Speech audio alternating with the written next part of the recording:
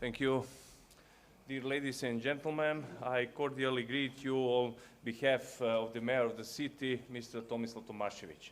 I want to welcome you all, and I hope that you feel good in our city. Constant investment in the development of the zoo is one of the priorities for the city of Zagreb. Despite the specific years that befell the city of Zagreb, from the earthquake to the COVID pandemic, the main challenge was to keep the level and continue with the implemented projects as well as launching new ones.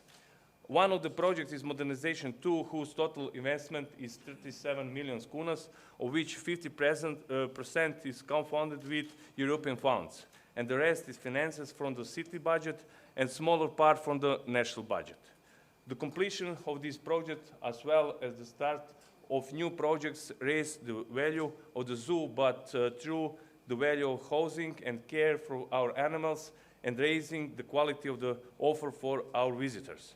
In the end, the most important thing for us is to constantly invest in the development of our employees, which is our main priority. Thanks to the quality management and high level of competition on our employees, we overcame the challenges we faced. I sincerely hope that this conference will meet your expectation, and I wish you a pleasant stay in the city of Zagreb. Thank you.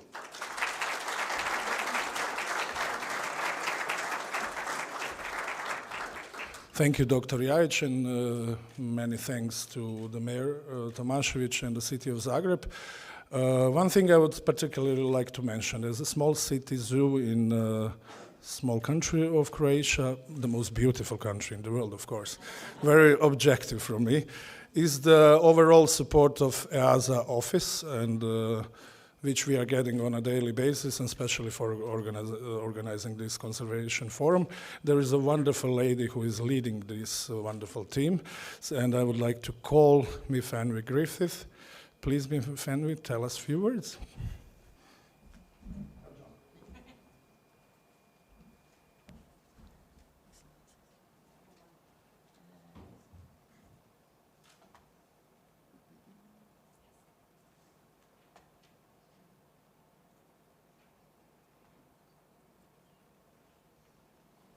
Excellent. Well, oh, hang on, I'm not quite as tall. There we go. I'm just delighted to be able to see everybody face to face. It's so exciting. So it's wonderful to be here and to see so many people. And my presentation today is just to give you an update on EAZA activities with a focus on our conservation work over the last few years. I know Eric, the chair of our conservation committee, is going to follow me, and I don't want to steal too much of his thunder, so hopefully I'll be able to tell you a bit about what EAZA does without digging into Eric's presentation at all. And the one really key thing for us as EAZA that's happened in the last few years is that we've updated our vision. This was part of a consultative process, not only with the Conservation Committee, but our other committees and our members.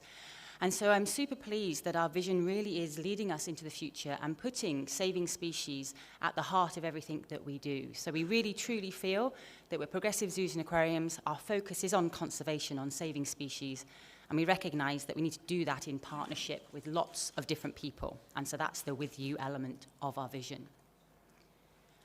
From a practical purpose, we want to transform that vision into our activities. And that's through our strategic action plan over our current period, 2021 to 25. And that's in 5 different focal areas. And so my presentation today will just take you through these different areas and some of the conservation work that EAZA and our members are involved in. What I will say, now I've got a bit into my presentation, I'm a native English speaker, I get excited by conservation, and I tend to speak really, really fast and get very, very difficult to understand. So if that happens, I try and catch some people's eyes in the audience when they sort of are like, slow down, Myfanwy.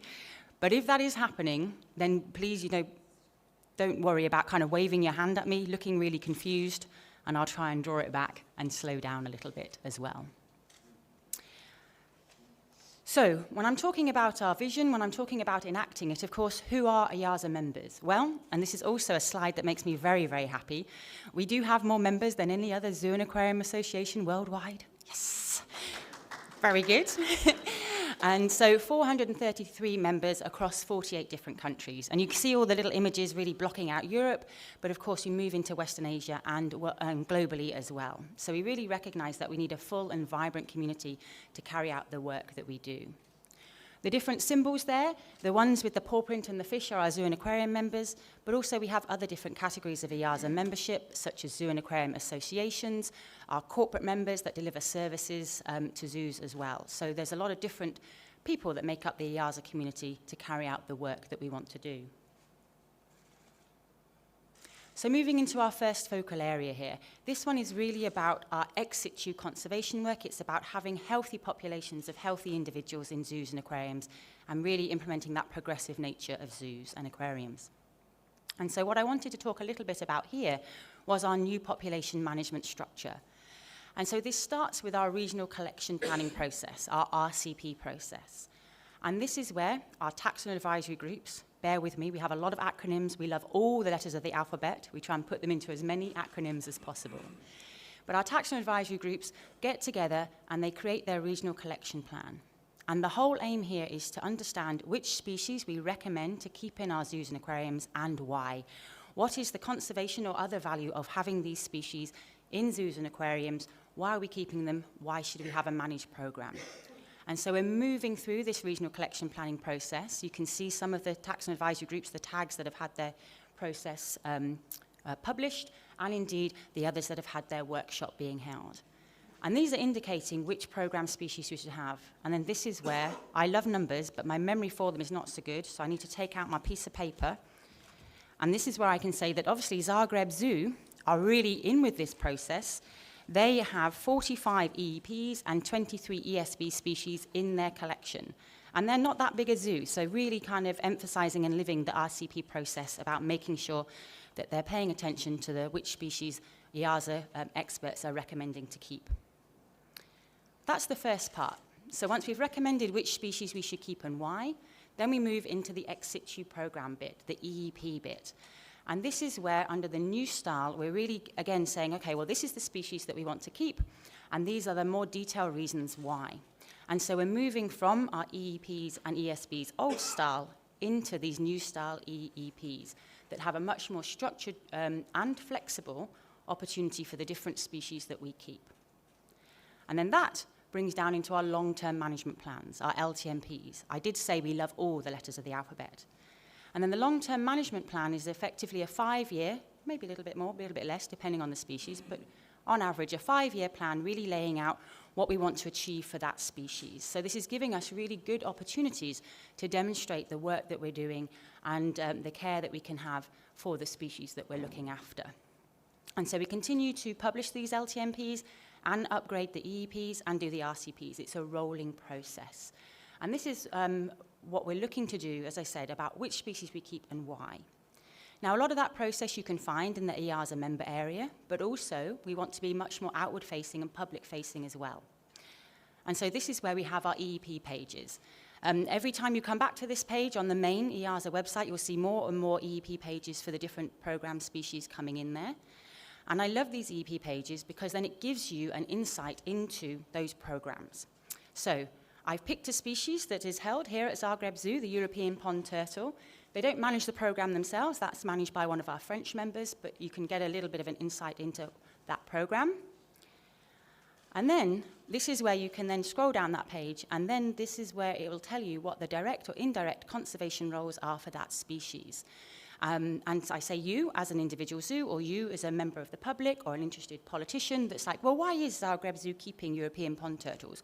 What is that species doing in their zoo? And you can say, well, it has these direct conservation roles that we can use that species to help support conservation.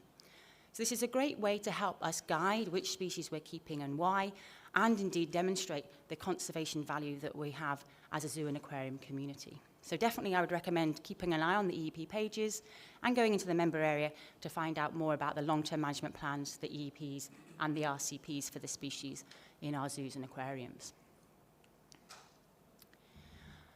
And then one other aspect that I wanted to mention under this area is the EAZA Biobank. And again, this is a fairly new development. We have 4 biobank hubs hosted by the different institutions. You can see there on the screen.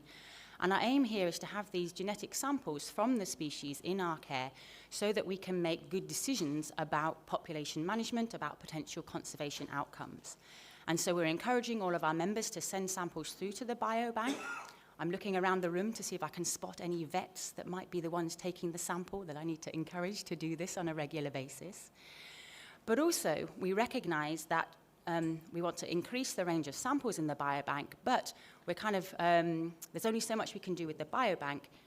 The next step would be cryopreservation, but we can't do that just as an EAZA element on our own. So that's where we have MOUs with other cryobanks so that we can expand that opportunity for genetic management of samples as well. And all of that helps us have really good data, and then we can make research decisions based on that data. We can do publications. So the more information we have, the more data we have, the better our decision making can be. So I wanted to mention the biobank aspect there. So that's a little snapshot into our first focal area. Our second focal area is all about conservation and conservation education. And this is where I'm not going to dig in too deep because I want Eric to talk about those elements. But I did want to mention the EAZA Academy. We had a very successful course yesterday to do with cooperative conservation planning, so thank you for everybody that attended that course. But we also have a range of other academy courses linked to conservation to upskill zoo and aquarium members, not just from EAZA, but any zoos and aquariums can come and send staff onto these courses, or indeed, we often can have university students, interested parties as well. And they cover a range of different topics, from conservation education to reproductive management. And I also wanted to mention our tutorial, our online mini training about how to access life funds, because we recognize that conservation can be expensive. You know, we need good money to do good conservation work. And so I'm delighted to hear that Zagreb has been awarded this life grant. That's fantastic work for the conservation activities that you can expand into. And we would like to see more EAZA members take up these opportunities as well. So there's a tutorial online that people can go to get some advice in being successful in applying for these funds. And of course, I can't come through the conservation section without mentioning our conservation database. This is where our EAZA members put their activities into the database, and we can utilize that wealth of information to make lots of decisions, but also share the great conservation work that people are doing. And one of the ways we can share that is through our infographics. And this is the one from 2019. I'm not going to say any more. My colleague, Meryl Zimmerman, has a session after the break that will talk more about it. So this is my teaser. You have to come back after that coffee break if you want to see the updated infographic for 2020 figures. So come back and find out about that then. And one other area under our conservation focal area are our conservation campaigns. And I know that many of you have been instrumental in being involved in these over the years. And I'm just going to have a quick mention of the EAZA 21+ campaign, our current campaign. Again, I'm not going to go into it in too much detail because there are other sessions throughout the Conservation Forum that will talk to you about that. But what I will ask is my colleagues Thomas Rusek and Alice Albertini to stand up over here. Thomas and Alice are, definitely have some claps. They're leading on the campaign, so if you have questions for them about how to get involved in the campaign, or you want to feed back on some of the work you're doing to help implement biodiversity strategy within your associations, then please do track down Thomas and Alice throughout the forum. Okay. Then this is our third focal area about representation, not just at the EU level, but at global levels as well. And definitely since our last Conservation Forum 4 years ago, this is an area that has seen massive activity, not just from the executive office staff, but amongst our members as well, really stepping up the representation for species in a legislative process. And one key element of that, and you'll hear a lot about it, is our EU biodiversity strategy for 2030. We created a position statement as EAZA to indicate to the EU about where we felt that strategy needed to be stronger, but also where we felt we had opportunities as a zoo and aquarium community to help support effective implementation of that strategy. This is a really valuable document available on our website and in Hungarian and Romanian. We did some translation for those members that requested it as well, really indicating where we want this policy area to go. And underpinning a lot of that work is more lobby work that we've been doing. Again, in partnership with CPSG, the Conservation Planning Specialist Group, we provided feedback to the IUCN regional program. And part of that was that their program initially focused quite a lot on the assess element of conservation and not so much on the planning and the acting. And definitely as zoos and aquariums, we recognize we have a lot of capacity and opportunity to bring our expertise into the planning and indeed the acting on conservation. So we wanted that to be demonstrated in that IUCN Europe work program, and we were able to feed that in. So really, again, finding a niche for our work within policy areas. We also were invited to speak at an EU webinar on tiger trade. You'll see some of that elements of tiger trade being a key focal area for us throughout some of the other slides in my presentation. We joined the EU and indeed global coalition, #United for Biodiversity, as I know many of you in the room have joined as institutions as well, really putting our collective power together. And indeed, we joined the Together for Forests coalition again, petitioning for restrictions on imported deforestation. So again, lots of different elements of conservation work that EAZA and our members are involved in as part of the broader conservation community. Two other areas of project work that we've been involved in as well that have good links to conservation is our work on invasive alien species. We fed back to the consultation about how this regulation is being implemented. Are these invasive alien species being managed effectively? Are they still a threat? Is the regulation working in terms of saving native species diversity?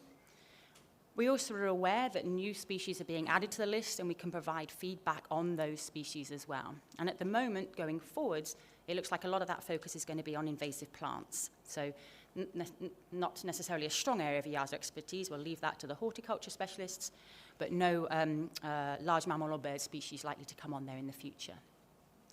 And then the other piece of work we've done under this is we facilitated humane IAS workshops in 3 different regions. And this is discussing how best to manage invasive alien species in a humane manner. We recognize the massive threat that a lot of these species pose on native biodiversity, but some of the measures used to manage these species are maybe not the most humane, and we wanted to bring our expertise into those discussions as well. The other area of project work is the EU Zoos Directive, a key piece of legislation that gives zoos the mandate to do conservation work. And so we really wanted to help with the stronger implementation of that directive throughout the different member states. And that's involved delivering training in a range of online and indeed in-person workshops and presentations, really encouraging the member state and the licensing authorities to recognize the conservation work that zoos do appropriately in their licensing procedures, and really calling on zoos to do the right kind of conservation work to be licensed as an effective zoo under this directive. Also, when I talk about our lobby work, I can't not mention the IUCN World Conservation Congress. Due to take place in 2020, it was one of those large events that got put off a little bit, but it was able to be hosted in person and indeed online in Marseille last year. And this is a key global event that brings together conservationists from around the world. It only happens every 4 years, so it's a really important meeting point. And at this Congress, this is where the IUCN sets their work plan for the next 4 years and longer, and where the different key topics of conservation come in and get voted on by the members to develop that work plan. So from an EAZA perspective, this was the first time in our history that we had put forward 2 motions, 2 elements of the IUCN work plan that we wanted the community to take forwards. One on tiger trade and one on songbird trade. And we were delighted that we got a lot of co-sponsorship, again, from some of you in the room who are IUCN members as well, but also non-EAZA members supported these motions.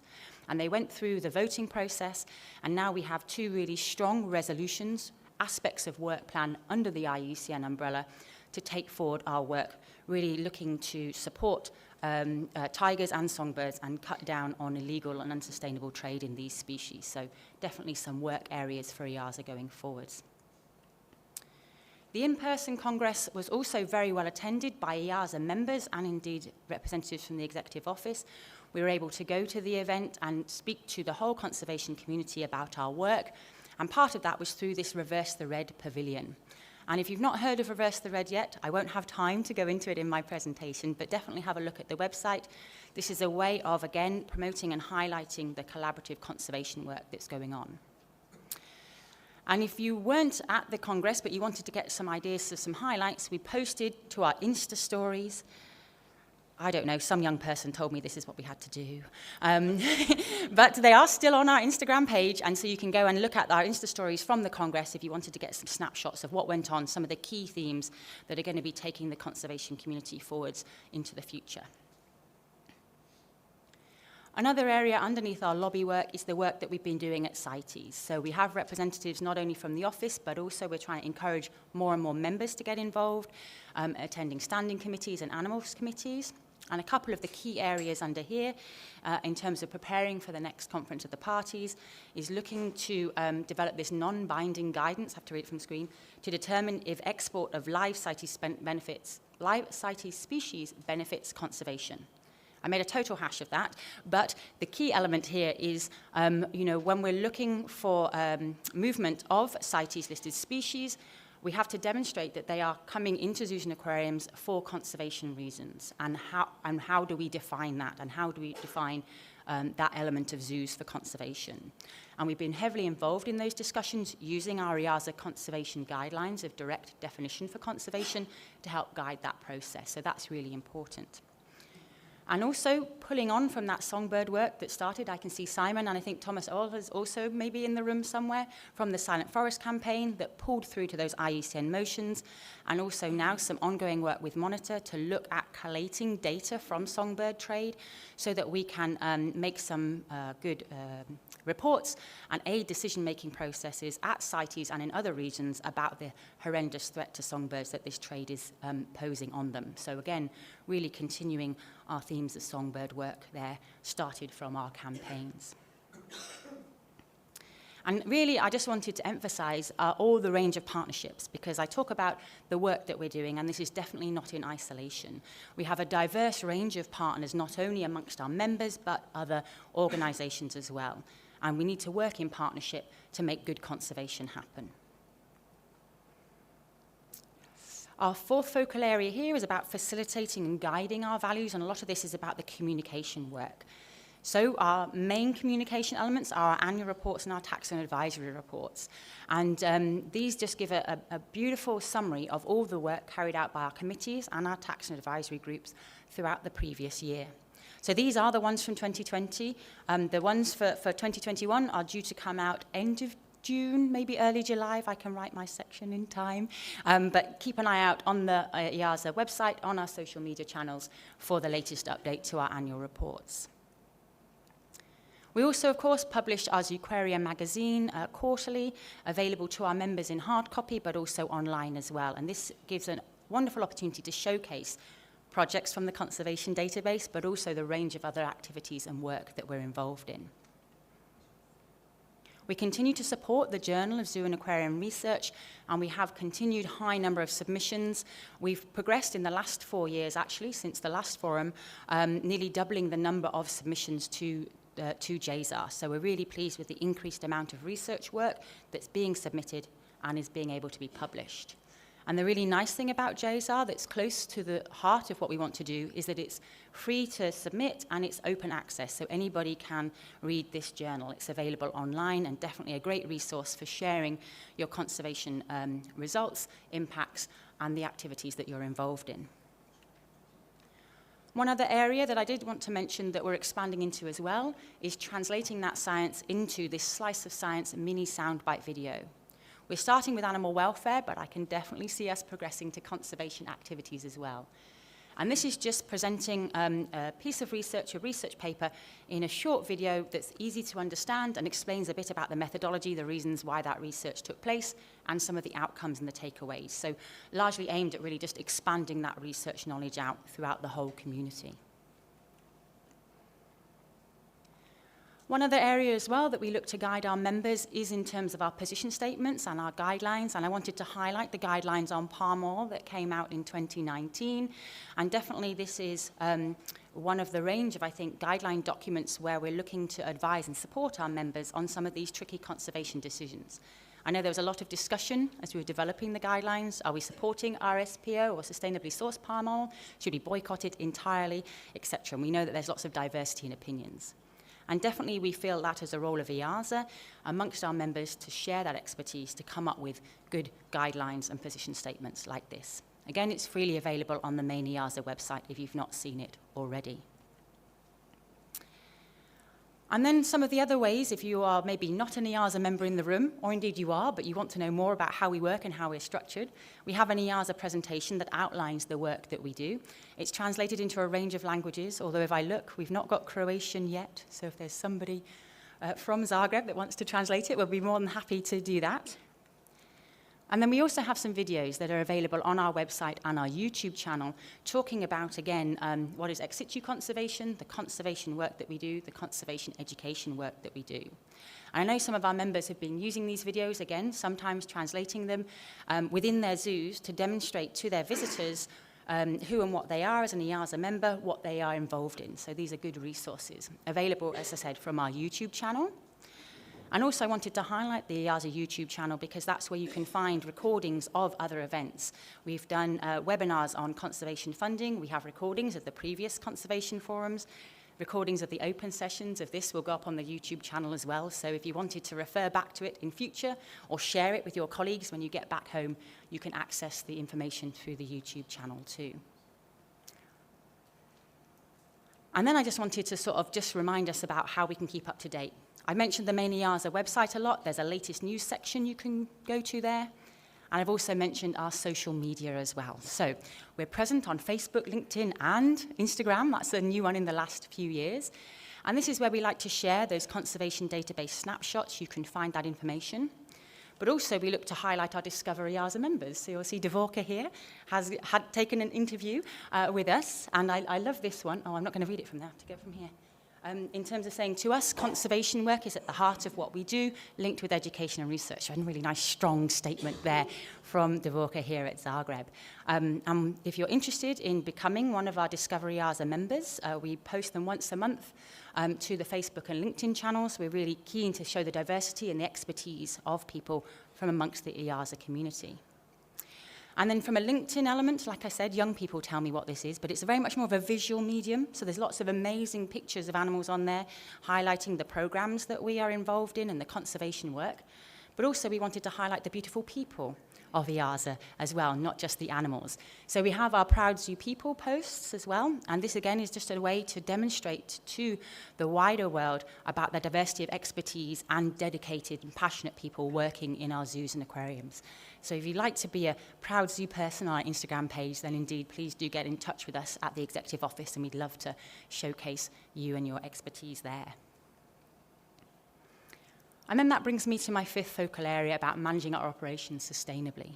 Because if we're doing all this great conservation work and we're looking to save species, we do also need to make sure that our own house is in order. We need to make sure that we're managing our zoos and aquariums in a sustainable manner.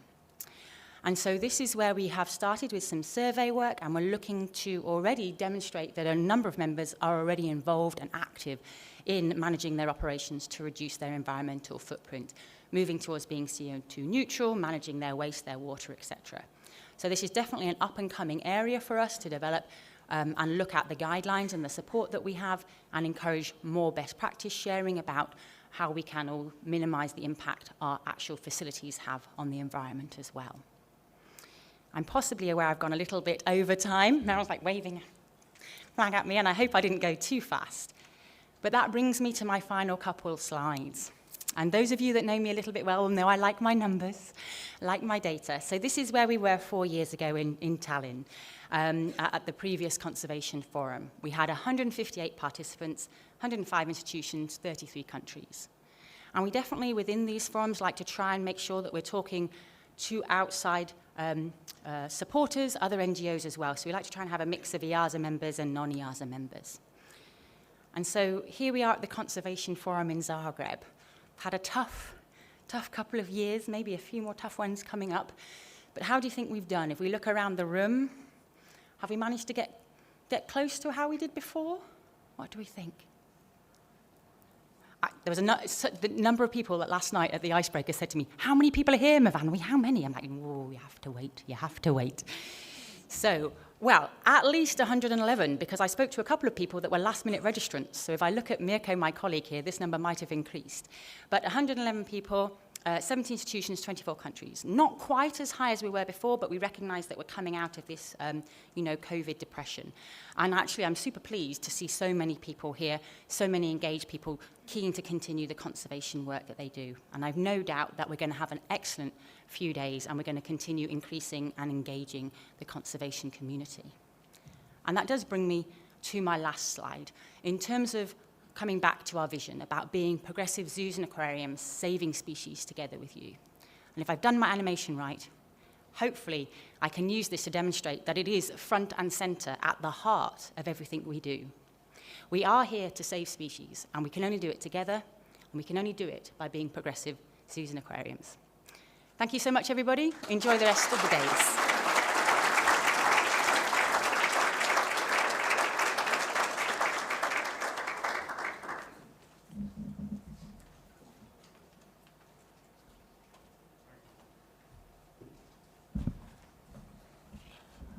Saved my life again. Hello, everybody. I would like to welcome the chairman of Zagreb Zoo, Mr. Damir Skok, the representative of the mayor, Mr. Dejan Jajk. I'm not as good as you in foreign languages. And I would like to thank Zagreb Zoo to host this forum. And I want also, normally we end up by thanking people, and I like to start by thanking people. And sorry, one of the things that Myfanwy normally does so well, but I am so happy that she gives me the opportunity to do it, is to thank the incredible and wonderful staff that you have at the EEO, without whom nothing would be possible. I want to special thank Marlow, of course, which is my everyday saver. But we are so lucky in this organization to have these incredible people at the EEO that drive the machine, whatever you say, and they are also so good. So I really want to give a big applause to the EEO office.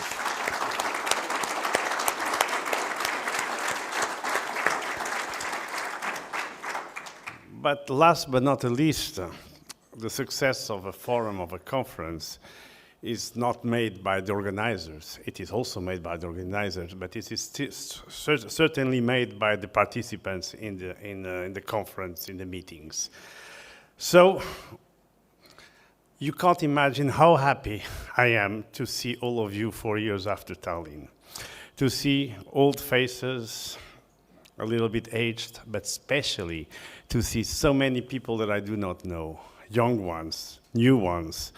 And that gives me hope after 4 years of difficulties, and some 4 years, well, I would say 2, but every year looked like 2, so I can say 4. So this is the first conservation forum after 4 years, and I would say, Mr. Damir Skok, that the more you wait for something, the more it is enjoyable. So we are going to have an incredible forum here. So again, thank you to your staff, to the work, to Tomislav and everybody.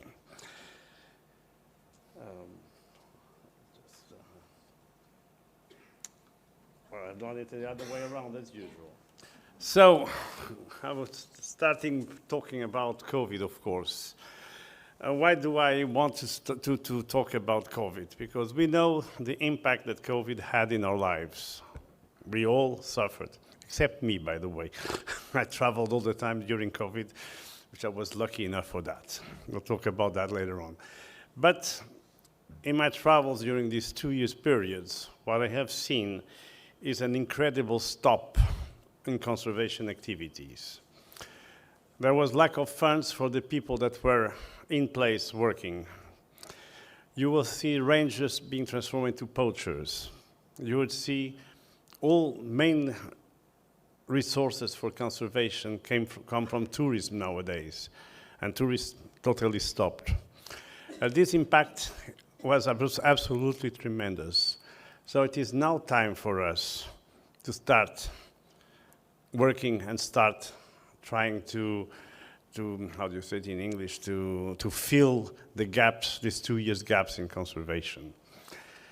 And what I think it's really important for all of you to understand that we all have a little bit of the conservation puzzle to do ourselves. Do it in our everyday life, do it in our jobs. And we, as a conservation committee, which is I'm going to here also to explain you what we are trying to do, what we have done, really count on everybody on you to engage more in your lives, engage more in your work, engage more in being less selfish, think less about you and think less about the future, and help all these young people coming now to go and be the generation that have not done the errors that my generation has done. So after these very depressive words, but hopeful also, I would like to tell what we have done since Tallinn as the Conservation Committee.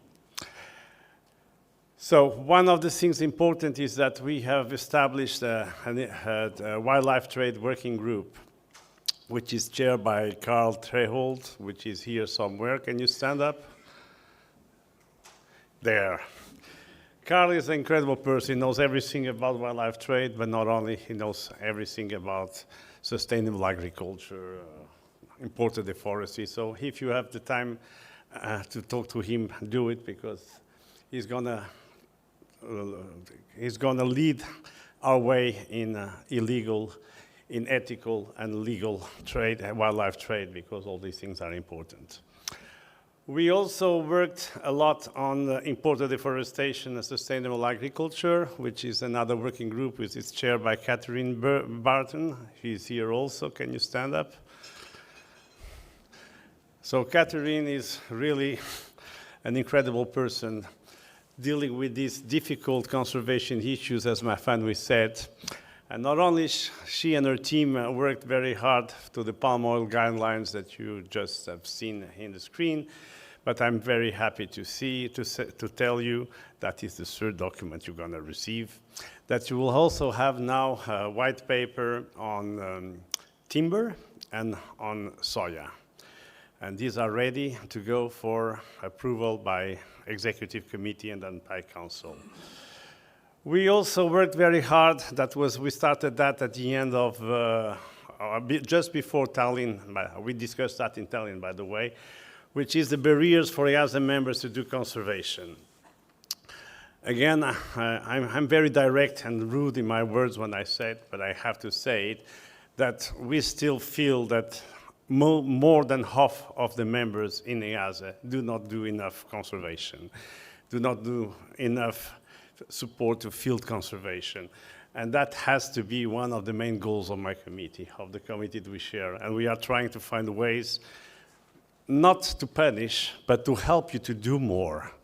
And sometimes people say that we are not a repression committee. We are here, we have tools to help everybody to make the conservation journey, to make the right choices, to start things. So don't hesitate to come to us, because we are here to help you. So we did a survey and we did an article regarding, and we did also a little bit of research regarding what are the barriers for members to do conservation. And we identified most of these issues and problems, and we are trying to find solutions to overcome all these difficulties. I hate computers, I'm sorry. I will get it. She saves me all the time. Oh, I should have known that I have that. Is that published, that research? Sorry? The last research? Yes, that was published in the Zuk area. I can't remember the date exactly, but Meryl will gladly send you a copy of it. But it was published, yes. So we also have been discussed that because directors are the main and last deciders of what type of conservation we do and the funds we allocate to conservation. So we are also looking for ways to involve and commit more directors on conservation. Unfortunately, COVID has stopped many of these activities because we think that this type of convincing activities has to be face-to-face, and face-to-face meetings were stopped, but I think we are going to come back to that We had an idea of doing conferences, conservation cafes during the National Association meetings, having their own language discussions about conservation, how to do it. But of course, now that we are back to face, we hope to do it again. We also review the campaigns, and I will talk a little more after my introduction. We'll talk about the present campaign, EAZA 21+. But we also review a little bit the way we want to do the future conservation campaigns of EAZA, which has been very successful, which is a sort of a brand of EAZA also, our campaigns, and we want to do them better and more. We are trying also to find ways of linking members to conservation organizations. This is a little bit more complicated, but the conservation database will be the base for that, as we have a wonderful tool already. We are working on reviewing conservation standards. By the way, we already did that. For you to understand, we already have education conservation standards. We have ex situ conservation standards, which is the population management manual. And we felt that we needed field conservation standards. These are ready. They were already sent to Council. There was a little bit of discussion. We'll come back to discussion, but we hope that it will be approved in September in Portugal, in Helio Place. I would love to have conservation standards being approved in Portugal, as they could not be approved in Beauval. It's my second best option, just for you to know, because I'm half Portuguese. And we launched a conservation map, which is in the public area of our website. This allows anybody to look at what members are doing on conservation. And we have we're working about trying to increase the impact and the input of our conservation committee within our community. There's plenty of things going on more. We are, for example, it's really very important for us that every member enters their conservation data into the conservation database. Me, Myfanwy, and Marlow, we have been fighting for years for that. We have not yet succeeded, and we are now a little bit increasing the pressure because we are implementing a section system for those that will not do that. It's not going to punish immediately, it's just to put some pressure and help you to do it. But you, as conservation representatives of our members, you also have that responsibility to pressure on that issue, because if we don't know what the community is doing, then it's difficult for us to do more, to understand your problems, to understand where we should go. And so I just want to have a very quick look of the composition of the membership, the membership of the Conservation Committee. We are looking for new members. There will be a call for new members very soon. Bengt Holst yesterday had his last official position stopped in EAZA. It was very emotional, but he will still stay as a special advisor. I will not get rid of him like that. And I want just to mention all these people. I'm not going through all of them, but these are the best conservation team that I could imagine for EAZA. And we are now going to join special new ones, young ones, to have this for the future, because you are the future, and I have a big hope for this new generation.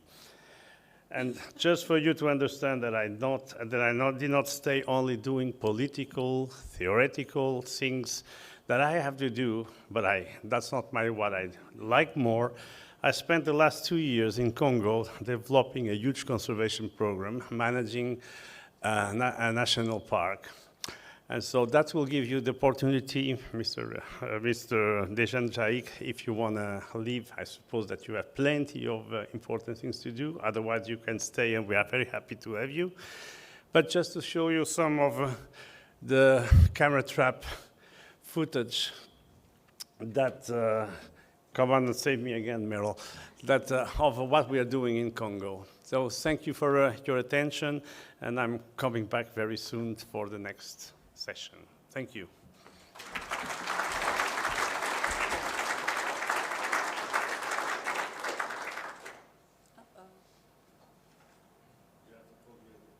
Somebody who speaks Croatian can help me?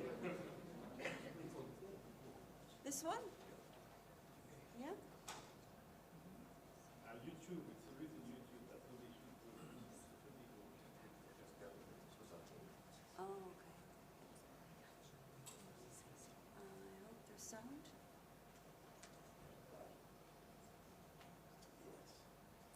Is there sound?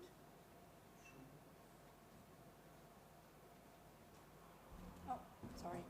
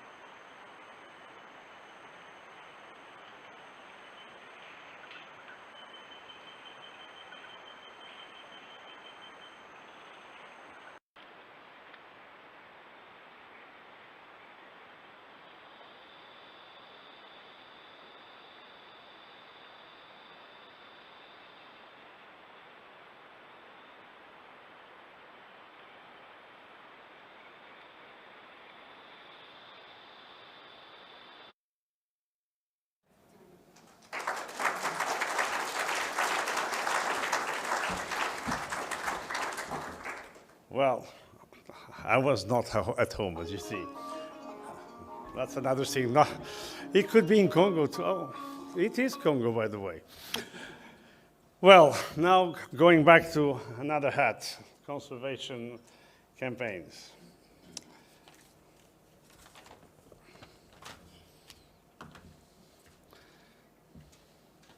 I love you. So, the conservation campaigns. During 2020, the idea came of creating a different campaign following the adoption of what Myfanwy show you a lot of times, the new EAZA Vision, saving species together with you. So, progressive zoos and aquarium saving species together with you, to be more correct. This vision places us in a complicated global puzzle of biodiversity conservation.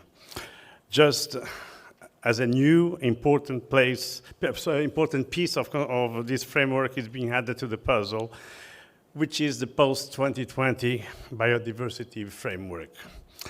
We do not know yet what this framework will be. There are still discussions going on. We already have an EU biodiversity strategy, which is something that we can already base on for our actions. But what is important for us is that we need to be prepared for this new biodiversity framework. What is important to understand also is that the previous conservation strategies, the global ones, totally failed. We didn't reach any of the archetype targets, and it is really important because personally, I think you all share with me, this is the last chance for humanity to have a real future, the future that we all would like to have, which is something where species and people can live together in harmony. And we are really at the edge of that being possible or not possible. So for this to happen, I think, and we think that all citizens, all sectors of the economy, of the society, including zoos, need to be on board. And of course, what we want is to be prepared for that. That's why we decided to do this internal campaign, which is much more focused of what we have been doing until now and what we can do better and how we can be prepared for these future actions that are so important. So that's why we called it the EAZA 21+, that's after 21, campaign, which was launched in September virtually. And I have to say, and thanks very quickly, Thomas, and especially Danny, because they were the first ones and to have the brain and the idea of having this campaign. Thomas has been leading it very, very well. And Alicia has now joined the team, and which will enable us to even more. So I'm going to show you a very quick video of what the campaign is. Meryl is saving me again.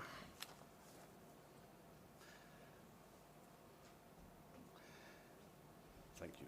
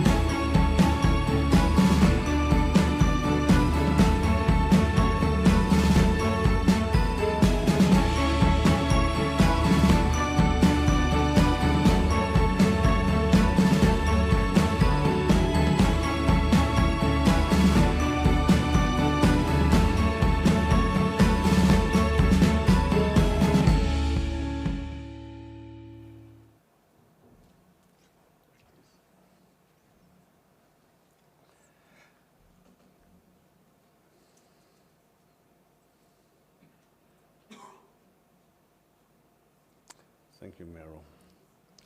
That's okay. So, sorry? I'm not sure if this is the right slide. I don't think so.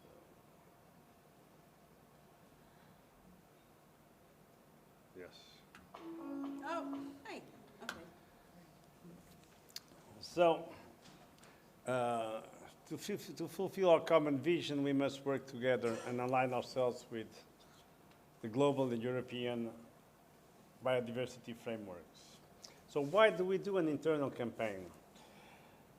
Biodiversity crisis continues. Governments are negotiating now, as I was trying to say negotiating, but negotiations between governments is never easy. It's really very complicated, but we might find a solution at the end. And we'll have a new global biodiversity framework for us to work on. This time it promises to be different. It will address not only the biological problem, but also the social and economic causes of the crisis. The only way to succeed this incredible task is if all society, all sectors, all stakeholders join forces for a common goal. And that includes zoos and aquariums, progressive zoos and aquariums. Governments are the main bodies that are responsible for the guidelines, the strategy, but in fact, the actions have to be done by us, individually, collectively, as a group, as a stakeholder, as an ONG. And this is really absolutely important for us. The main goal of this campaign, the EAZA 21 Plus campaign, is to increase the members' confidence and competence to engage in the post-2020 framework so that in long term the EAZA community can maximize its conservation impact. And I come back to these two very highlighted words, confidence and competence. We are convinced that we have the competence to do an incredible job. And we are here also to try to convince you to be confident that you can have a part of that work, and you do it very well. So the campaign, again, it's for everyone. It's not for EAZA. It's not only for the institutions that you represent. It's for you, each of you individually. So we have started this by a pre-campaign survey in November, December 2021. I can't remember exactly how many people answered the survey, but there were plenty from all over Europe. And then we start some actions in February to September, like workshops, face-to-face workshops, like we are going to do one here also. And at the end of that, we will have toolkits and tutorials available for you to continue your work. And we will do also an evaluation. And evaluation for us will mean that the first survey, we try to understand what you are doing, how you are doing, what are your problems, your difficulties. During the campaign, we're trying to help you to find the ways and tools to overcome your difficulties, to do better, to understand where we stand and how we can do. At the end of that, we are going to do a second survey and compare that effectively things have changed in each of us in order to do more and better. This is some images of the workshops, some of them especially webinars online that we already have done. But I also want to highlight that we did a face-to-face workshop with the Swedish Zoo Association, which was very interesting. But what we want then is that in each of your institutions to put people together and discuss the issue, discuss what we do in conservation, what we can do better, what are our difficulties, where we can find help, in order that when we have the global framework to be ready to act better and do more. So this is absolutely essential and part of the campaign.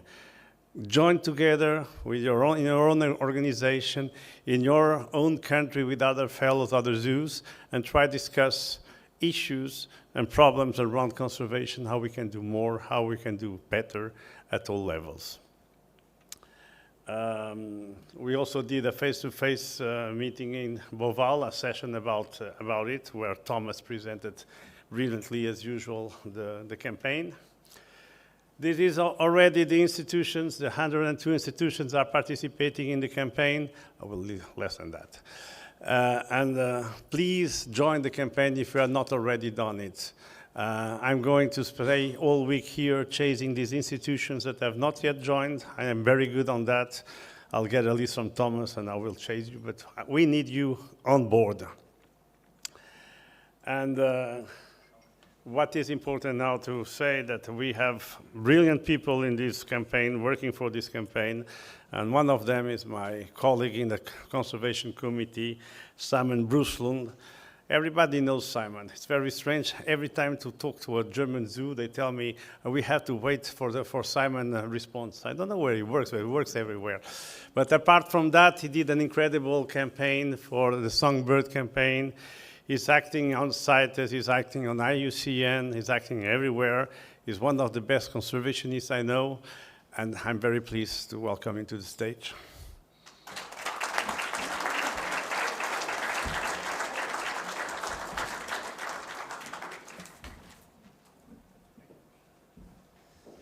Hello, everyone. I was wondering who Eric was talking about, but let's see how that goes. So first of all, I have to say this presentation is the brainchild, not of me, but of Elise and Tomasz. I'm just a pretty face they hired to talk about it. And you can imagine if I'm the best they can afford, then we maybe need to do some more fundraising. So before starting to talk about what this is about, I'm usually infamous for hijacking the conference and talking about what I'm interested in. That would be usually the next hour and a half only about songbirds, so I hope you're ready for that. I'll try to do something else today because I've realized we've had these 4 pillars of the zoos for 45 years now. Heini Hediger developed the pillars. We all know them. They're tied in legislation for zoos on the European level, on the national levels.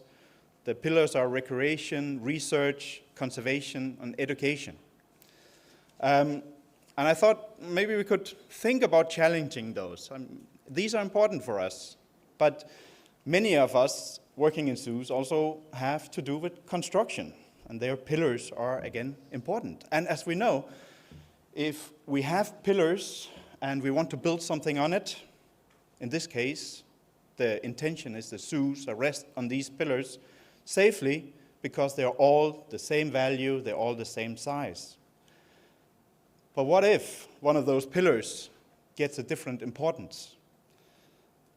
Well, those who have worked in construction knows it can cause instability. And I'm thinking in the self-perspective of the zoos that maybe we should rethink our pillars. Maybe it's time after 45 years to think about this. So let me, and I'm testing this on you. I'm here all the conference, so if anyone want to stab me because I'm challenging the pillars, then we can talk about that, preferably face-to-face, not from the back. But I argue that the zoos have become the foundation, and the pillars rest safely on the zoos. And the pillars are recreation, research, education, and sustainability. So that we could, with those tools and those pillars, have something on it which can grow and develop. So I think this is the right forum to talk about this, but I would argue that this is something we could think about in the future, that we could change our self-perspective about who we are and what we want to do and where we're going. Good, enough time on that. I will take you a little bit deeper into the new campaign, EAZA 21+. And unfortunately, I'll start with a negative. We are anticipating that the strength that we expected from the CBD frameworks are suffering from pandemic and war. So it will not be what we all dreamt of. And that gives us even more responsibility and more duty to take this head on and not give up. But the intentions, of course, is that we want to reduce the loss of biodiversity by 2030 and being back to full recovery by 2050. These are the big goals. This is something that really all countries have obligated themselves to. Now it's coming to the phase where this is being negotiated and debated. The strength is, at this phase, the big issue. Just going back, the reason the US is a different color is that they have signed up, but they've not ratified their sign up. And what I think also is important is that we're kind of struggling to make biodiversity as important as climate change, which have now become really established. But I think biodiversity and climate change is interconnected in so many ways that you cannot separate the one from the other. We all need to think, if you want to save biodiversity, you need to think about the climate. If you want to save the climate, looking at biodiversity is a good start.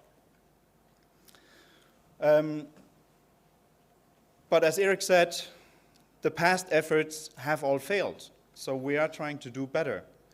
And the target which we would have maybe had the most influence on in the past is that by 2020, people would be at least aware of biodiversity, is maybe the one where we have partly achieved, but not fully. We, not as EAZA, but as a world of people. But things are different this time, so there are effort. Biodiversity is getting on the agenda. People are realizing that biodiversity is not a nice to have. Biodiversity is, in fact, something that our survival depends on. And it's something that whole society have to deal with. And as Eric said, that includes also the progressive zoos and aquarium. It starts at nations, it goes on to regions, it's entities like IUCN, it's conventions of different areas. It could be the CMS, the Ramsar Convention, and of course the Convention on Biological Biodiversity. And the big question is, where do we fit in? Where can we do the most? And if we look at those targets, the governments and the entities who we, the people, have asked to achieve those targets, they cannot choose. They have to really do all. They're made accountable for that. We as EAZA, we're fortunate. We can pick the ones where we think we can do the most effort.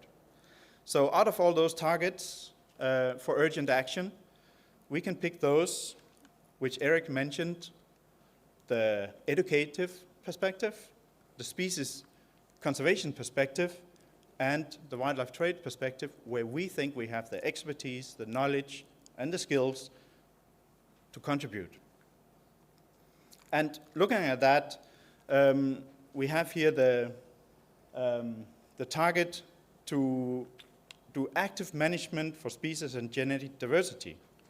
There is an area there for ex situ conservation, for our breeding programs, for our biobanks, and all of that, of course, which should be familiar to all, the cycle of conservation activities. Here's evidence, influence, and action. Plan, act, assess. It's all part of the same medal. EAZA have its members who does activities. We've heard it before. EAZA does not do conservation. EAZA is a membership organization. Their members do conservation, and EAZA helps facilitate it. And we do that with the standards. We support the One Plan approach. The One Plan approach is inclusive. It's about involving all stakeholders, all partners, everybody who has an interest or who's against it, and try to convince them of the way that are evidential and planned and coordinated.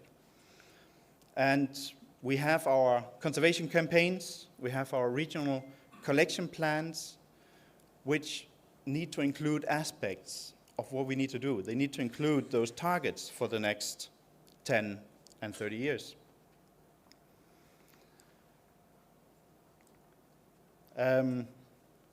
We have the opportunity to do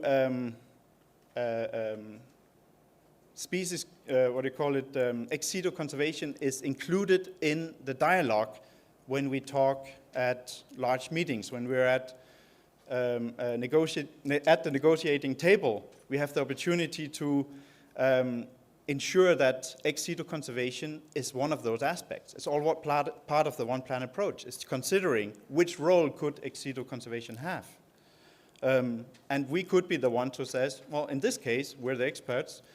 Ex-situ conservation is not the tool we want to use, or it is the tool because of those and those reasons. We need to be part of making sure that negotiations are not the end goal. We need to make sure that that leads into tangible actions that follow. We need to enable more of our colleagues to be confident, to step into specialist groups by the IUCN, to participate in the big meetings on CITES and things like that.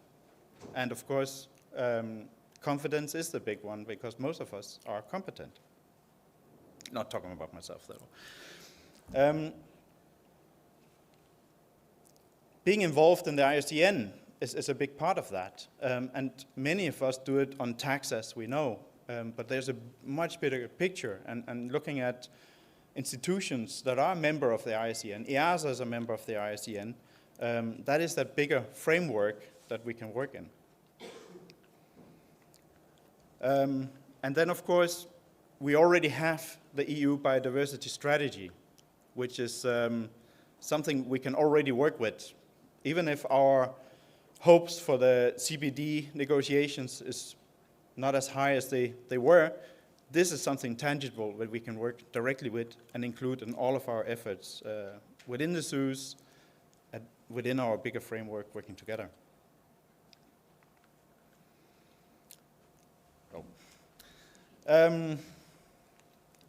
So during this conservation forum, I think all of us are more than ready and very happy to talk to everybody about these topics. We would like to encourage you to challenge the things that we are aiming to do, but also to debate with us how can you, in your institution or in your neighbor's institution, be able to do a bigger influence. How can you become active part? What can you do in your programs? And I just want to be careful here because we are at risk to be talking to those who already are convinced about this. So we need your help to start think about how do we reach those who have not signed up to the campaign yet, who have not agreed or have not really understood what we're doing and not spent the time to get really involved. How do we reach those? And unfortunately, like with everything we do, mostly like sign-ups to campaigns or filling out a questionnaire, it's usually the first third is easy. The first third's answered in the first 5 days. You don't need effort to get the first third to answer. But the next third or 2/3, that's soft sand. That's where we really need to do effort. We need to contact them personally and say, oh, wouldn't you like to answer this questionnaire? Or what do you think about this and that? So help us think about this. How can we reach those colleagues who's not yet seen that perspective? And Eric covered this already, but when we do our planning in the future, we need to think about this. How can we bring this in? And Myfanwy said that wonderfully. How can we as a community and individually benefit from added confidence and competence in gaining EU life grants and funding like that? We can do more and we can achieve more, and we can best do that together. The wildlife trade issue is something that's existential as well for us. It's not just about we have knowledge about wildlife trade, we have knowledge about species, but it's also something that's relevant for our day-to-day work. How does animals come into the zoos, and how do we make sure it's legal and sustainable? It seems obvious, well, if it's on the list, it's not, but sometimes it's murky and it's not clear to see what is legal, because it might be legal in Europe, may not be legal in the country of origin, or otherwise. And that's why we added this ethical to it, because ethical, of course, is a wide subject, but the ethical is the above and beyond. We need to make sure that it's not just legal and sustainable, because it might not be illegal, because nobody actually looked at it, because it actually may be unsustainable and should be illegal, but it's not. And we could be the ones flagging that or informing about this. So we will have a whole suite talking about that. It will be more in the agenda of the campaign. It will become more towards the end of this year. But there will be lots of opportunity to discuss and talk about this, and I'm sure it's going to be a difficult debate. The orangutan EEP doesn't really worry about the illegal trade. There's other programs where we may have issues. So we need also, that's the third aspect, we need to use our superheroes in the EAZA community. That's the educators. That's the ones who have those special skills of getting people's attention and listening and paying attention. You know, they don't read the signs, but they do sometimes listen to our educators. And I think this is for us also, if we want to be taken serious in the bigger framework, if we want to be a credible partner, then we also need to bring something to the table. And I think the educators, or what the educators do with our huge audience, is what we bring to the table. That's what the big conventions are interested in when they are talking to zoos. And like, you are reaching so many people about a so important topic. Let's talk. And that's where we want to go.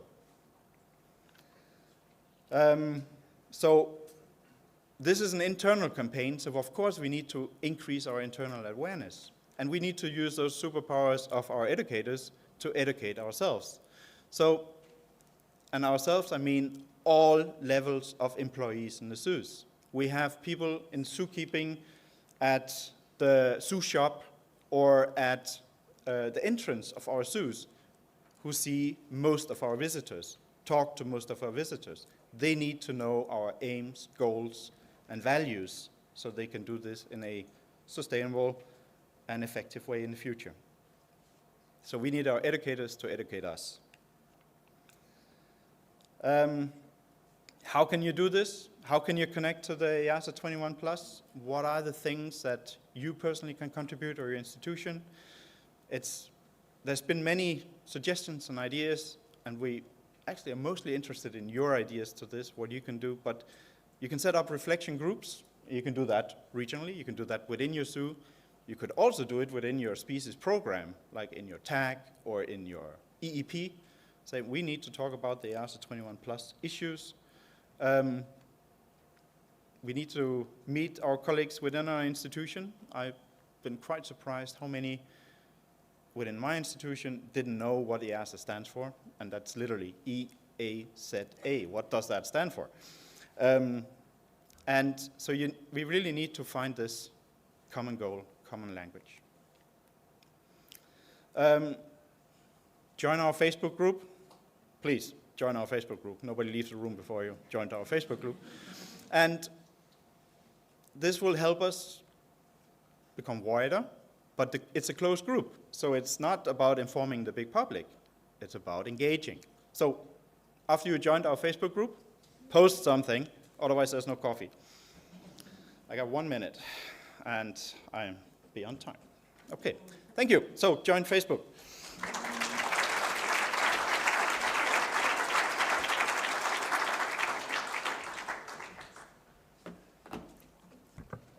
Thank you, Simon, for introducing the campaign, and hopefully the lens that you will see all the presentations and information that you see here today and the rest of the forum.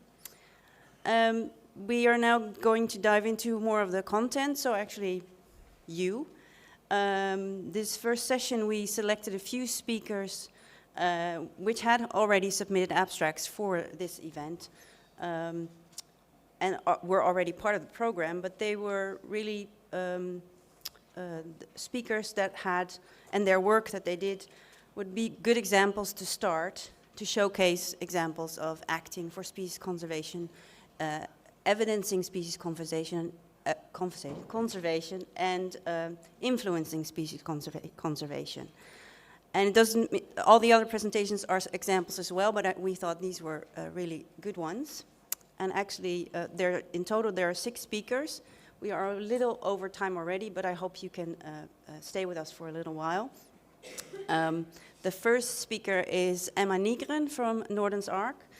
And actually, I feel that this work that is done by multiple EAZA members is actually kind of a triple threat.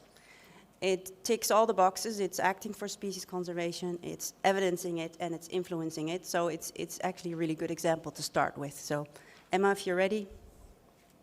I can put it up for you.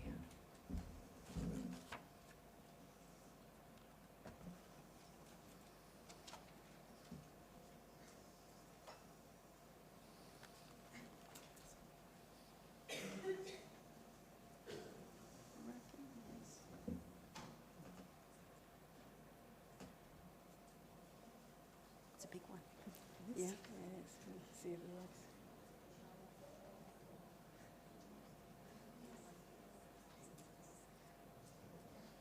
Lots of images. Yes. There we go. And it's that one, I guess. Okay, good morning, everyone. As mentioned, thank you, Meryl. My name is Emma, and I'm the head of conservation programs at Nordens Ark in Sweden. Nordens Ark, we are a non-profit foundation dedicated to the conservation of endangered species. And I'm really happy to be here today to present at the EAZA Conservation Forum. But I'm not going to lie, I'm absolutely terrified of being the first presenter out as well, because I'm a northerner. Normally it takes us 3 to 4 to 10 days before we start communicating. So being first one out is rough. But I'll do my best. But anyway, I'm here today to talk about the amazing Pallas cat and the PICA project. And PICA stands for Pallas Cat International Conservation Alliance. And I first thought I would introduce you to the species. So hopefully many of you already know a bit about this grumpy cat. But for those of you who don't, the Pallas cat is a small-sized felid native to the mountains and steppes of Central Asia. It has a large but fragmented distribution range, which includes 16 countries from Iran in the west to Mongolia to the east. The species is naturally rare and very secretive, and very little is known about it in the wild. And as a lesser known cousin to the snow leopard, it's sometimes called the small ghost of the mountain, but it can also be called the original grumpy cat. So the species is currently listed as least concern on the IUCN red list. However, while the large distribution provides some security from global extinction, at a local scale, many populations are still small, isolated, and in decline. The species is currently not in any management plan across the range. And when looking at the species at a local status, we see that there is a degree of variation and uncertainty for its population size. So for instance, in Armenia and Azerbaijan, it's extinct in the wild. In China and Turkmenistan, it's listed as endangered. In countries like Mongolia, Pakistan, and Kyrgyzstan, it's listed as near threatened, and in Nepal, it's data deficient. The main stronghold for the species today is Russia. So when it comes to the threat, the main threat to the Pallas cat is considered to be habitat loss. But predation from domestic dog is also considered to be a significant cause of decline within the range and a major threat.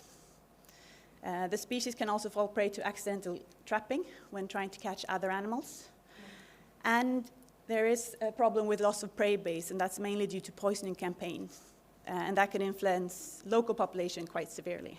And that could also, of course, lead to secondary poisoning for the Pallas cat. Legal and illegal hunting continues to be an issue. And when looking into the future, you can see that climate change and disease are considered to be expected to worsen in the future.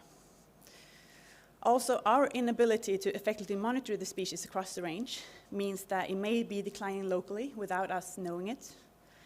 And finally, gaps in knowledge and awareness of the species also pose additional threats. So when looking at awareness, in general, we can say that awareness for the Pallas cat is very poor, even within range country. We conducted a survey throughout the range countries, asking local peoples to identify the Pallas cat on a photograph against other photographs of small cats. And from that, we could see that less than 50% were able to do so. So that could indicate that even on local communities that lives alongside the Pallas cat, there is a lack of awareness, a poor understanding of what they are or even what they look like, and let alone in people living outside the range. Of all the wild cats, it's considered to be one of the most understudied ones. And it has previously received quite little research and conservation attention.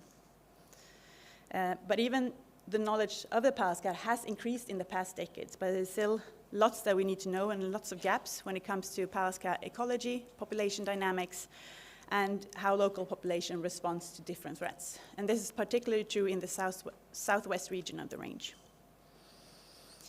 The species also suffer from shortage of funding for research and conservation. And taken together, those gaps in knowledge and awareness pose major challenges to conservation of the Pallas cats, as they hinder the development of effective and targeted conservation action. So that's one of the main reasons why we started the PICA project. So we wanted to put more focus on the Pallas cat. We wanted to ensure that the species received the research and conservation attended that it needed. So the PICA journey started in 2015 when we started a new joint partnership between Nordens Ark, the Royal Zoological Society of Scotland, and Snow Leopard Trust. Thanks to generous funding from Foundation Zagreb, we were able to launch the PICA project in 2016.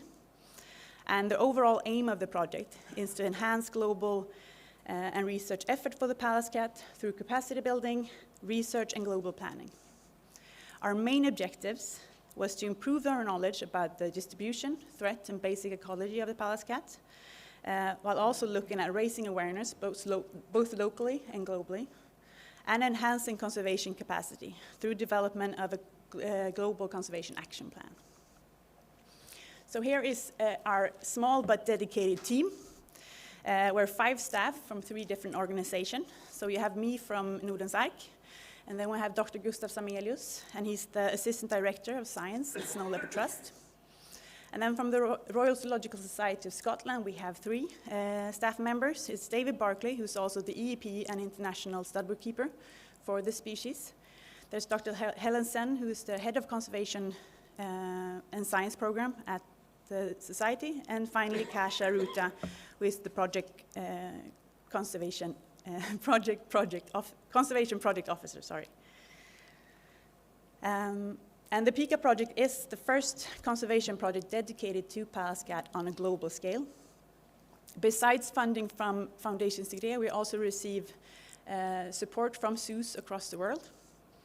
And when looking at the size of our team, only 5 staff members, and the kind of magnitude of our objectives, given that the Pallas cat range covers 16 countries, say the least, the delivering of these challenges, the objectives will be challenging. However, what the PICA team lacks in size, we hope and think we make up for in passion, dedication, and the ability to form new relationships and work in collaborative approaches. So PICA works to connect captive breeding programs with field programs and be a positive example of the CPSG One Plan approach. One of PICA's main aims is to enhance global collaboration between all Pallas cat stakeholders and to help develop the global conservation efforts. So throughout the first year, we delivered on a range of key actions. For instance, by teaming up with Snow Leopard Trust, we were giving access to their massive camera trapping database. And through these 3 years, we went through 400,000 images to look at the bycatch data to see if we could find Pallas cats in there, because they're only looking for snow leopards. And thanks to that, we were able to find new places where the Pallas cat exists, which is not currently in the distribution. We were also able to support the most extensive review of the Pallas cat threat to date by successfully compiling the results of 450 surveys across 5 range countries. And the results from that showed that highlighted that across the range, there is a poor understanding of the Pallas cat, what role they play, and the impact on their populations. But the greatest achievements throughout these 3 years was that the PICA project played a key role in the development of the first status review for the species and the first global conservation strategy. So by working collectively with the extensive network, which include many members of the Manul or Pallas cat working group, the IUCN cat specialist group, zoos collections, and a range of small cat specialists, PICA assisted in the coordination and delivery of this work. The conservation strategy was developed during a Global Action workshop, which was held at Nordens Ark in 2018. It was facilitated by the IUCN cat specialist group. And the status review publication details the most current information there is about the Pallas cat status, its ecology, distribution, threat, conservation efforts, and also the conservation strategy. So with over 40 authors and co-authors from all range countries, this publication serves as the single largest publication of the species to date. In 2019, we were lucky enough to receive a 3-year extension from Foundation Zagreb to continue the project for additional 3 years. The new project, we continue to focus on capacity building, to work on awareness, facilitate collaborations, and implement global conservation action.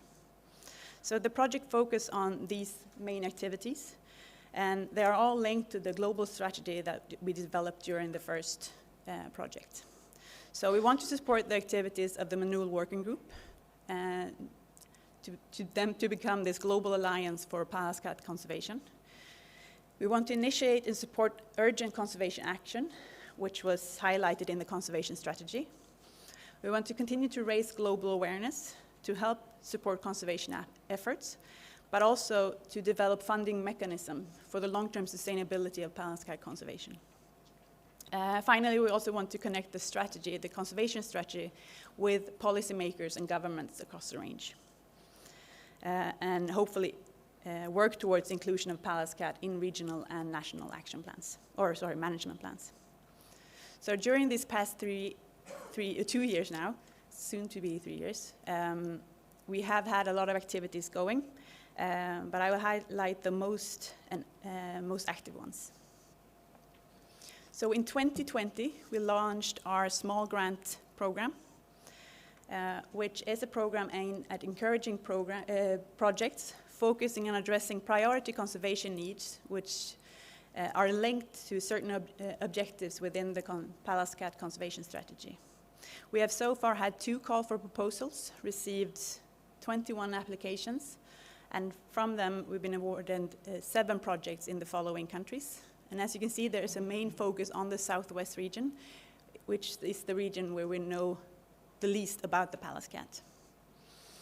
We've also been working on investigating and mitigating cause of Pallas cat decline on a more local scale, which will later become part of a global review. So as part of that, we have designed a study, thank you, which focus on the threat from domestic dog. Because when doing the status review, this was something that was highlighted across the range, that there is a free-ranging dog that is causing a serious threat to wildlife in general, but to Pallas cat in specific. So we're working with supporting partners in Kyrgyzstan, Mongolia, and Nepal. And the project aims to first examine the relative cause of Pallas cat mortality by doing a survey talking to local people. And based on those surveys, then to develop and test methods to mitigate the threat of killing of free-ranging dogs or other threats that might come up during the workshop. And finally, we're also working together with several members of the Manul working group and other specialists to develop a really cool one, if I may say so myself, best practice guideline for monitoring of Pallas cat, where we compile all current knowledge on how to best do monitoring, looking at both DNA sampling, camera trapping, field signs to survey, and compiling that to one guideline. That will be published and made freely available to everyone. We'll distribute it throughout the range, and it will also be possible to download it on the PICA website. We've been also working with education. During the first project, we developed education material, a poster, a folder, and pocket guide. It was translated into 6 languages originally, and 4 non-range country languages. Then in the new phase of the project, we continued to translate it, and now in total it's translated into 20 languages, whereof 14 of them are range country languages. And this is also made freely available on the website, so you can download it in your specific language and use it however you feel appropriate. And then finally, one of the main goals of the second phase is to connect the conservation strategy that we develop with policymakers, and to get the Pallas cat in the regional and national action plans. And to do this, we're hoping to work together again with the snow leopard community and the GSLEP program. So GSLEP stands for Global Snow Leopard and Ecosystem Protection Program. And that is a range-wide effort to unite range country governments, non-governmental and intergovernmental organizations, local communities, and the private sector around a shared vision to conserve the snow leopard and their valuable habitat. So the reason why we want to work with GSLEP is because they're already having this program when they have top officials coming to meetings. They're talking about biodiversity, they're talking about the same habitat as the Pallas cat have, and they're talking about conservation. And it really makes sense because geographically, Pallas cat share lots of the same range as the snow leopard. And we also see that there are conservation benefits of one species can easily be extended to the other. So when we started this program, our hope was to go to the actual meeting and develop a relationship with GSLEP by attending them and talking about Pallas cat there. But then the pandemic hit, so we haven't been able to attend, and the meeting have been online.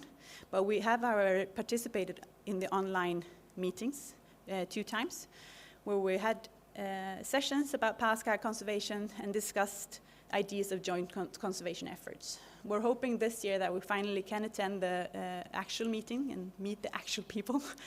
And that will be a first step of including the Pallas cat under the GSLEP umbrella.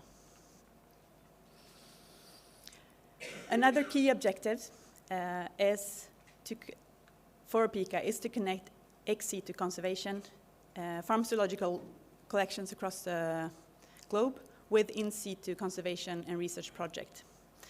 Financial support from zoos are used in conjunction with the wider PICA objectives and allow individual collections to directly link up with field programs across the range. In return for their support, zoos receive information, materials that you can use with their visitors, staff, and members. This in turn helps raise more awareness and hopefully more support. And we are so grateful for the support we get from zoos across the globe, and I don't think I can stress enough how important their support is for the Pallas cat conservation. So finally, just what we have achieved through PICA. So we have the status review. We've looked and extended the range of the Pallas cat throughout the years. We're working with education material. We've also done a children's book on the manule, or the Pallas cat, together with IUCN Cat Specialist Group and United for Literacy, which can be found on their website. Working with the manule working group to develop their network, and finally working with GSLEP to include the conservation strategy in management plans. Finally, I just want to say, when it comes to the future, throughout this journey, we've come a long way, but there's still a lot that needs to be done to safeguard the Pallas cat across this range.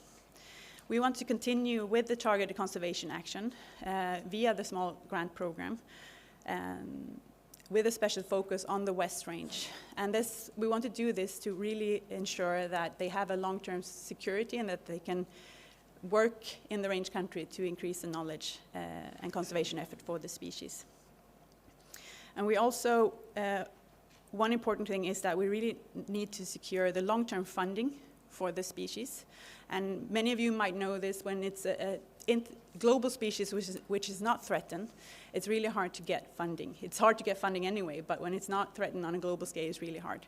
But locally, it really needs help.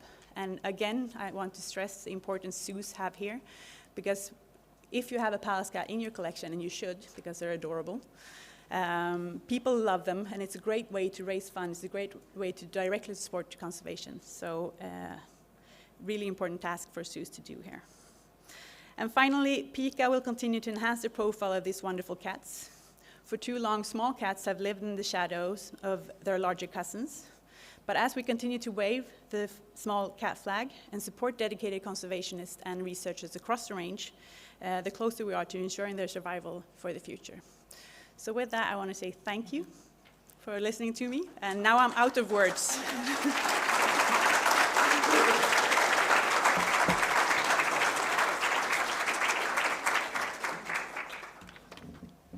Thank you, Emma. And you know, one benefit of being the first, now you're done, and you can relax.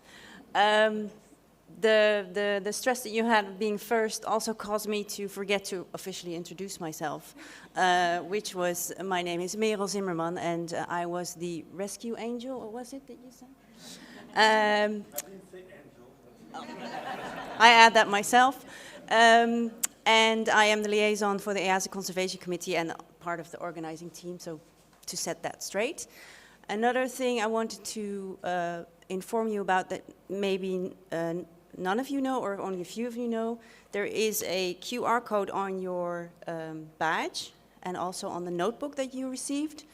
If you use that, then you can see the abstracts and the program online, because we didn't print the abstracts, but they are available online. We should have said that sooner, but now you know. So, because we're a little bit behind, I don't have any time for questions, sorry Emma, but please find her if you have any. She'll be here, I think, most of the forum. The next presentation that we have is by Stuart Young and Corinne Bailey. I'm not sure if they're going to do a duo presentation or not. Yes, they are, okay. They're from Chester Zoo and the IUCN SSC Asian Wild Cattle Specialist Group. And they're here to tell us more about the Global Species Management Plan for anoa, banteng, and babirusa. And this one is an excellent example for action for species conservation. And a lot of the work is done also through collaboration with Indonesian zoos and the Indonesian government. So, if you are ready.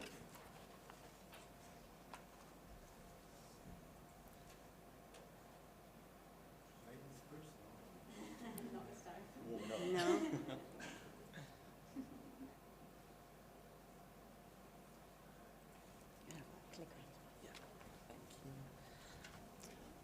Hi, so I'm Stu Young. I'm the Regional Field Programme Manager for Southeast Asian Islands at Chester Zoo, and Corinne's here with me, who is the Programme Officer for the Asian Wild Cattle Specialist Group, and also Coordinator for the Action Indonesia Global Species Management Plans, which is what we're going to talk to you about now. So the Action Indonesia Global Species Management Plans, or GSMPs, are plans for the conservation of anoa, banteng, and babirusa, which are all threatened ungulate species found in Indonesia. So the 2 anoa species and 3 babirusa species are endemic to Sulawesi and surrounding islands. Banteng is found across Southeast Asia, but this program focuses on the Javan subspecies. These plans follow a EAZA framework, bringing together in situ and ex situ populations and partners. For these, we aligned with the long-running Sumatran tiger GSMP. That's mainly focused on the activities in Indonesia for when we're dealing with the Indonesian government and the Zoo Association to kind of try and streamline things between the two. So these this GSMP has 4 main goals. That's to reach a demographically and genetically healthy global ex situ population, to raise awareness among zoo visitors about these little known species, and to use zoo expertise to help in situ conservation and to prioritise and support in situ projects. As I mentioned, this brings together the in situ and ex situ elements of these species conservation, following the CPSG One Plan approach. So just for a bit of background on these GSMPs, they were kind of driven by population declines in the wild populations of the 3 ungulate taxa. And this was noticed and acknowledged by the Indonesian government. The 3 ungulate taxa were put on, and I think probably Sumatran tiger as well, were listed on the list of Indonesian priority species requiring conservation action, and each of them has a national species action plan that was developed by the Indonesian government that was aiming to address these population declines. So the graph shows population declines in the banteng population in 3 national parks in Java. As well as this, there was the issue of the ex situ population, where obviously ex situ backup population was needed with the declining in situ populations, but the global ex situ population wasn't enough to be sustainable. So there was the issue of making that more sustainable, which is what this table shows. So the GSMPs were first signed in 2014, so an MOU was signed in 2014 between the Asian Wild Cattle Specialist Group, Wild Pig Specialist Group, and then Regional Zoo Association, so PKBSI, which is the Indonesian Zoo Association, EAZA, and AZA. This was witnessed and overseen by the Indonesian Ministry of Environment and Forestry, and then approved at the joint tag in 2016. This was immediately followed by an action planning workshop in 2016, which saw the first planning period of these GSMPs, a second in 2018, and a virtual one in 2022. So these planning workshops end up with a document for that two to 4 year period, addressing all the conservation action that will happen in that time.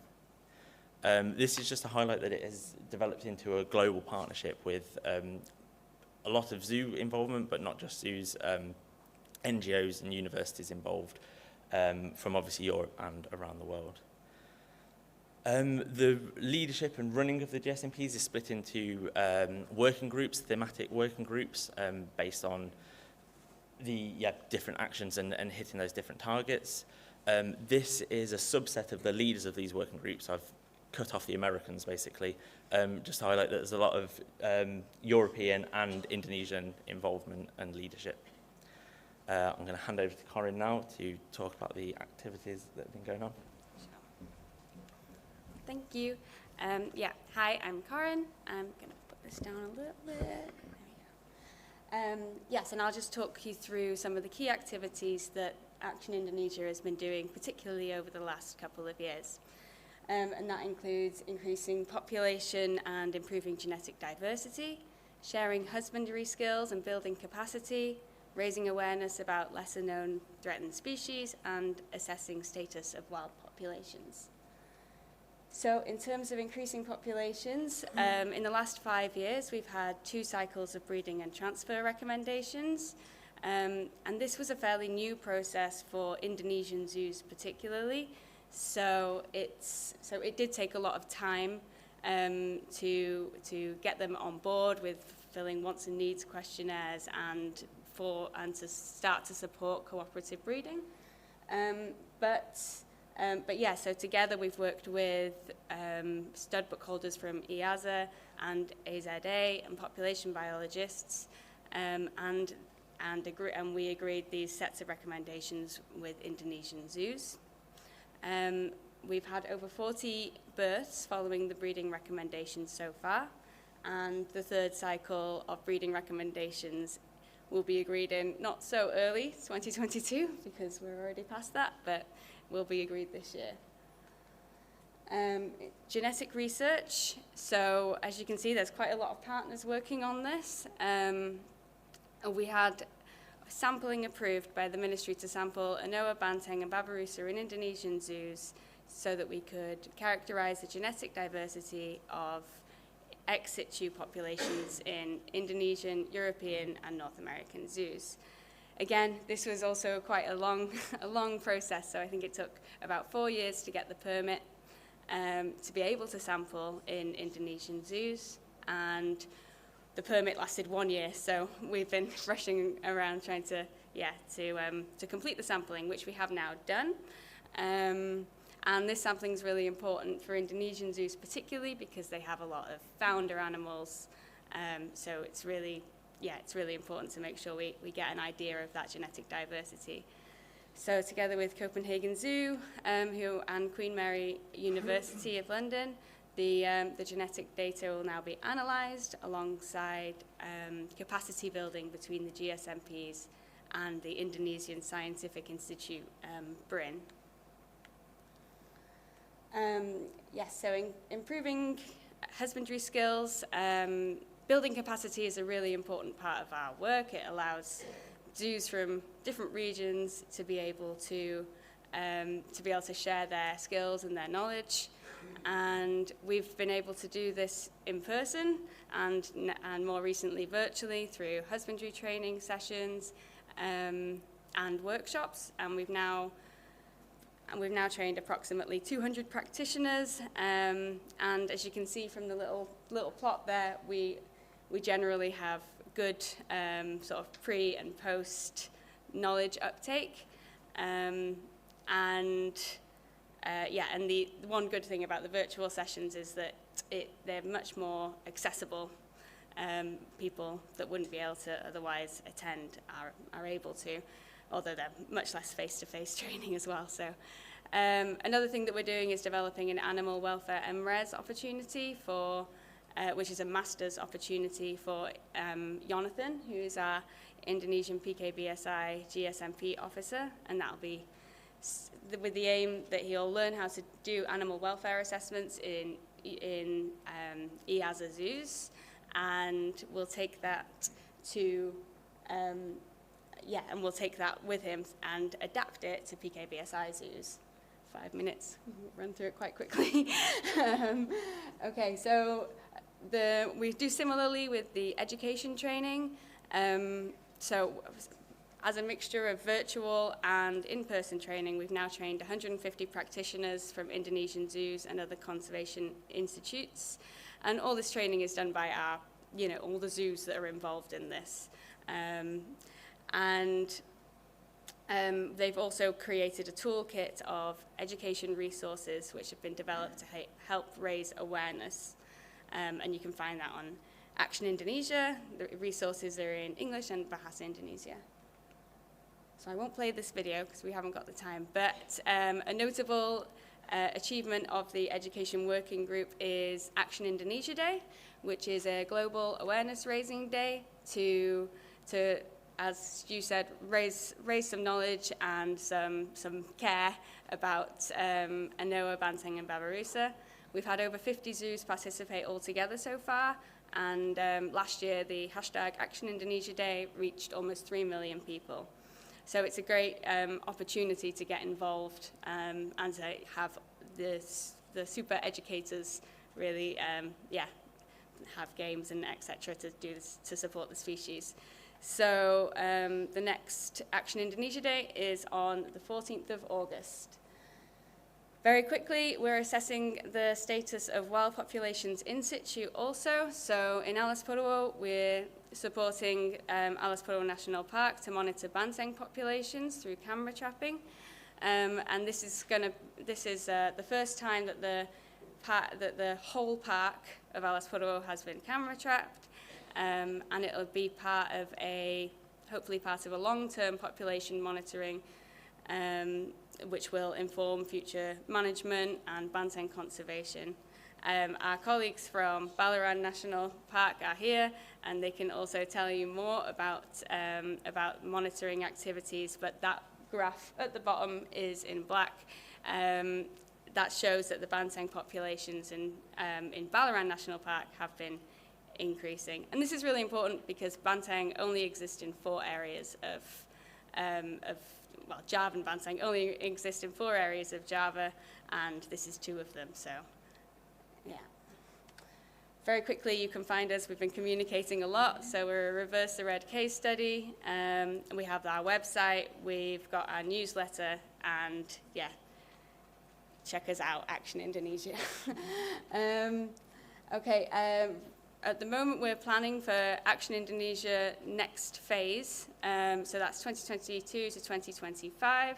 And we're developing, this new three-year master plan with hopefully a hybrid workshop this year. Alongside this obviously brings together a big group of, of members and as well as governments and other conservation institutions, and we measure our progress through a theory of change process, which helps us to kind of keep track of our indicators and monitor. Although it is very difficult, it's worth saying, to do this over a one-plan approach, very holistic program. Upcoming activities, we have in-depth webinars that'll go into a little bit more depth from experts about our different activities. We'll have some education training for in-situ organizations, Action Indonesia Day 2022, and Sulawesi monitoring of babirusa and anoa, which we're aiming to start this year, and to bring together some partners as well on that. How you can get involved, so you can hold the species in your institution, contribute your skills in husbandry, education, or fundraising to our teams, which you don't need to hold the species in your institution to do. You can provide funding support for the in-situ work or to the core running costs, and yes, please join Action Indonesia Day and help us raise awareness about the species. Okay, thank you very much. Thank you to all our EAZA partners.